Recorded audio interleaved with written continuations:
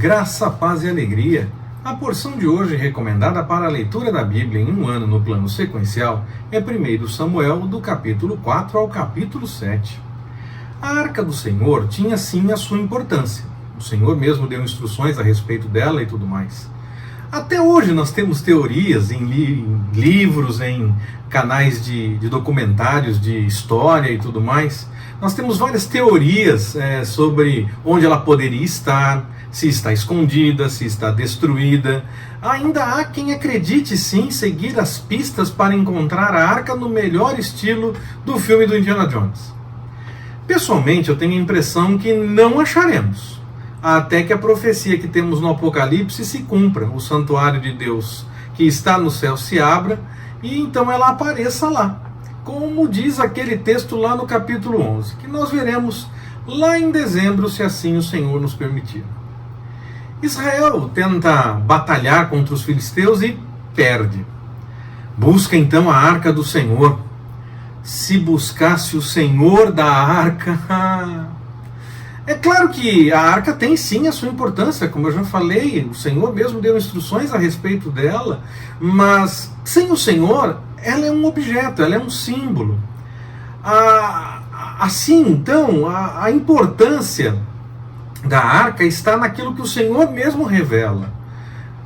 Dessa forma, mesmo com toda aquela superstição revelada tanto em Israel, com a chegada da arca, como pelos filisteus, porque souberam do que tinha acontecido e lembraram da história toda que aconteceu no Egito, era um testemunho do que o Senhor fez.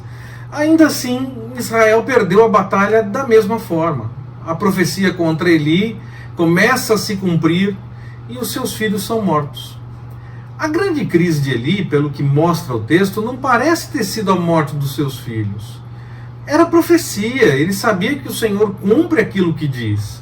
Isso não quer dizer que ele não teria tristeza, não ficaria chateado por conta dos seus filhos, mas nem deu tempo, porque o texto deixa claro que ao saber a respeito do que aconteceu com a arca, ele cai da cadeira, quebra o pescoço e morre. A sua nora, que estava grávida e perto de ter um filho, entra em trabalho de parto e tem o filho, e mesmo diante das mortes que são registradas e se insiste a respeito do que aconteceu, o texto insiste mais ainda na questão de que a crise maior era que a arca foi tomada. Logo, a maior crise era a ausência desse símbolo que era tido como a presença máxima do Senhor. E claro, a certeza então que se esse símbolo não está ali, o Senhor não está, porque ele foi tomado, o Senhor deixou acontecer, o Senhor não estava com o povo naquele momento. Quando nós entendermos que não importa a dificuldade, a crise ou o acontecimento, não importa nem mesmo a pessoa ou as pessoas, os objetos, mas o que importa mesmo é o cuidado do Senhor, nós teremos aprendido muita coisa a respeito da batalha espiritual que é travada nas regiões celestiais. Talvez tenhamos ainda mais o que aprender, mas quando entendermos isso, nós já estaremos com boa parte do caminho percorrido para entender que as coisas acontecem em regiões celestiais e que a batalha de fato acontece nesses lugares e não diante das pessoas ou das coisas que acontecem. A sequência do texto nos mostra mais muitas cenas que poderiam facilmente fazer parte do filme do Indiana Jones. Aliás, tem até alguma cena ali que eu acho que tem a possibilidade de ter sido com base nela que o filme foi feito, naquela cena em que mostra as pessoas morrendo porque olham aquilo que tinha dentro da arca. Tem toda uma questão cinematográfica na cena, mas o texto fala assim, que para onde a arca acabou indo depois que deixou os filisteus, estou invertendo a ordem do texto, por assim dizer, para onde a arca foi, as pessoas celebraram e tudo mais, mas quando olharam dentro da arca, foram feridas e foram mortas.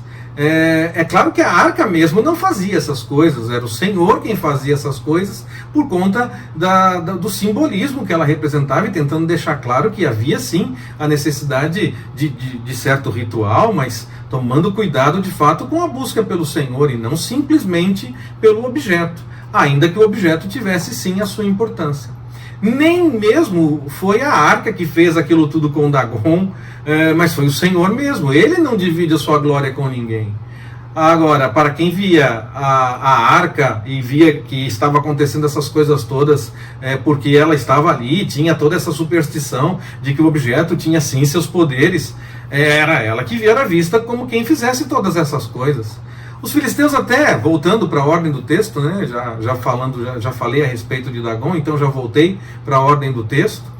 Eles até resolvem descobrir se realmente era o Senhor quem estava fazendo todas aquelas coisas, porque sempre para onde mandavam a arca, alguma coisa acontecia, e eles então bolam uma forma de oferecer uma oferta, não algo de acordo com a lei, porque aquilo não tinha amparo de fato no conhecimento da lei, mas eles não seguiam essas coisas, então bolaram com base naquilo que eles entenderam. O Senhor talvez tentava usar aquela situação para prover ouro para os israelitas e tudo mais. Não sei qual era o direcionamento do Senhor, mas eles bolaram uma oferta e bolaram também uma forma de saber se realmente era o Senhor quem estava fazendo tudo aquilo, deixando as vacas levarem a arca num carro de forma livre, e se a arca seguisse por um caminho era porque era apenas uma coincidência, não tinha nada a ver com questões espirituais, mas se a arca fosse por outro caminho, aí então era de fato a ação do Senhor. Era como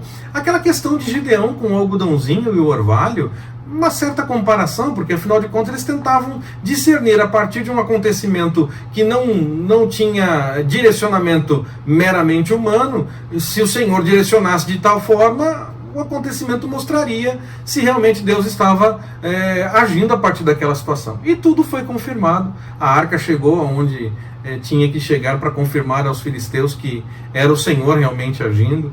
E aí aconteceu aquela cena que eu antecipei um pouco e já falei a respeito dela quando falei um pouco antes, quando inverti a ordem do texto.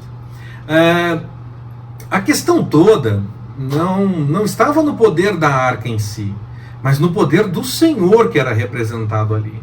No fim, a arca ainda permanece 20 anos no novo lugar que foi, depois que aqueles que olharam para a arca e foram atingidos e morreram, ela é enviada para outro lugar e permanece ali ainda 20 anos nesse novo lugar, com alguém cuidando dela e tudo mais, responsável por cuidar dela, todas as coisas minimamente em ordem para que a arca tivesse o seu cuidado.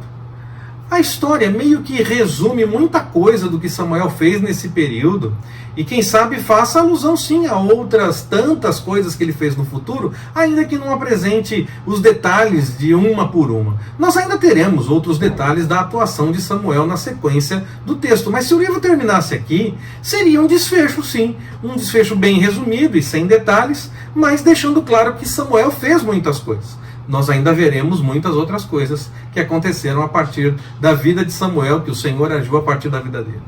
Samuel, nesse momento, ele insiste que o povo deixe a idolatria. E no melhor estilo do livro de Juízes, a busca pelo Senhor e a obediência ao recomendado por Samuel permite a Israel a vitória na batalha contra os filisteus naquele momento. A dificuldade pode até se apresentar e nos inquietar. Pode nos cercar, causar um certo incômodo, podemos até viver dias de expectativa diante de qualquer dificuldade que se apresenta. Mas quando nós buscamos as coisas de acordo com a vontade do Senhor, somos então mais do que vencedores, é o que a Bíblia nos revela. Podemos sim esperar pela vitória da parte do Senhor, tanto para os dias que nós vivemos ainda por aqui, como para a eternidade. De qualquer forma, no Senhor, nós somos sim mais do que vencedores. Deixemos então o que desagrada ao Senhor e busquemos sempre a sua vontade. Que Ele nos abençoe. Forte abraço, até mais, permitindo o Senhor.